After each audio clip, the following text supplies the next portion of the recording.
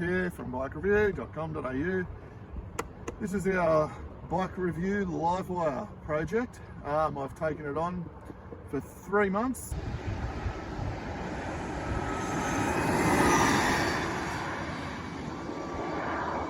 I've been riding all the Harley models, the last couple of years, and we had to send Simon Harris, went and covered for me at the launch of this in Australia, and Dave Manning overseas. So I was keen to ride it myself, so I said to Harley, hey, give me one for 3 months, and I'll see if I can use it as my personal transport for 3 months and not use any fuel.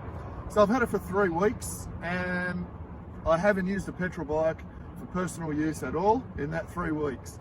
I've been using it for running around, just around the area where I live, and a bit further afield, like 20k and 25k little trips, but always using a lot of regen because I've been in traffic in urban areas. A couple of quick spins up the mountains, but it's really close to my house. And I only charged it for the very first time today, so it's 3 weeks tomorrow since I got the bike. And I only charged it for the first time today, and I just put an extra 20% in it before we came up here to do some photos up on the old Pacific Highway, which is about 35 k's from my house.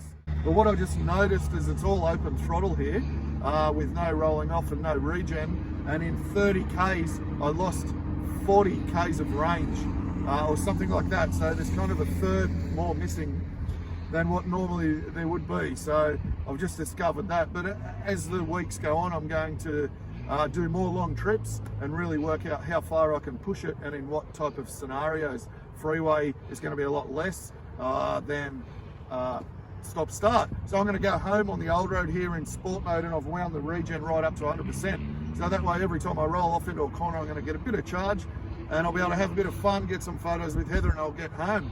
But yeah, like the initial impressions, I'm blown away by it. First of all, like people in my local area are really intrigued by it, like my cafe guy and the guy at the bottle shop. They're pretty much the main people that know me. They really want to see it.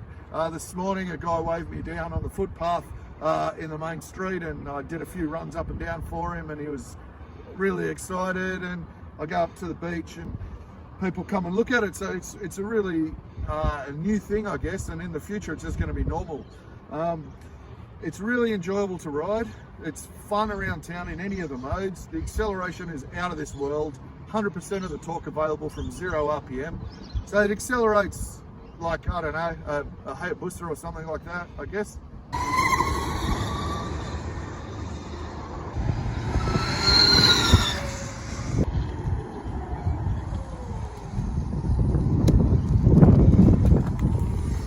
Alright, I love this thing.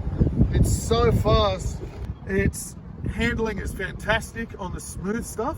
The steering's nimble, it's light steering, it's got good front feel, it's got brilliant brakes and fantastic suspension. For sport, it's got really firm suspension. It's basically what you'd find on, I don't know, GSX-RR or something like that. High-end shower suspension.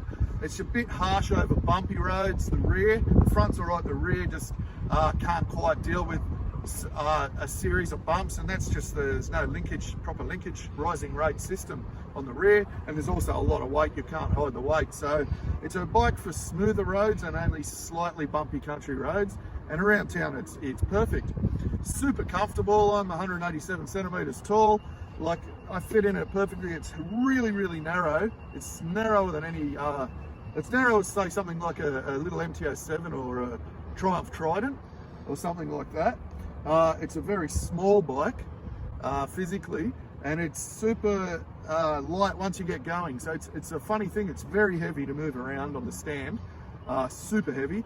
So you've got to be extra careful moving it around. But once you're on the move, it's so well balanced, you don't feel any of that weight at all. Through the corners, through the twisties, like I said, the brakes are fantastic. The rear brake's very good.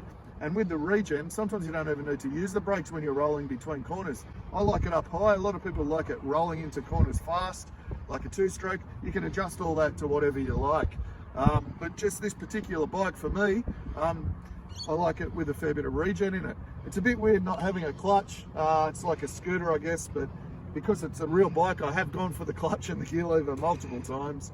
And the only other thing that's caught me out a bit is at the lights. I've gone and I've given the throttle a blip a few times and actually nearly fired myself out into an intersection.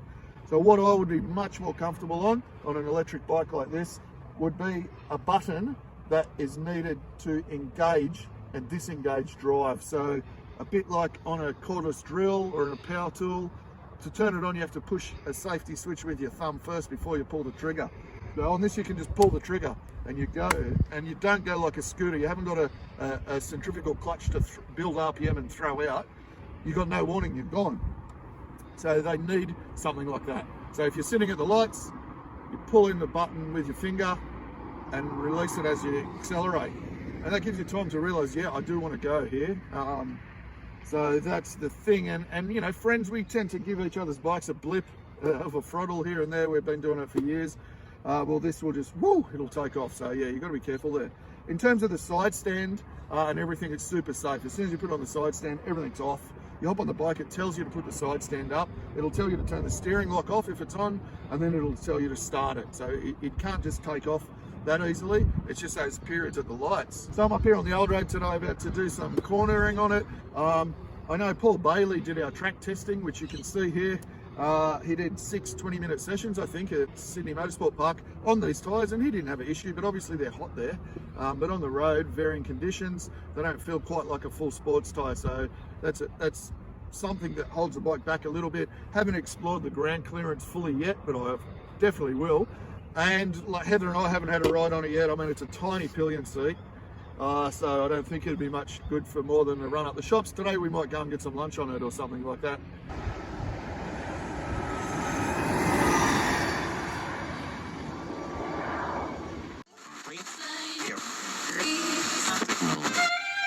No, I'm not a writer. Okay.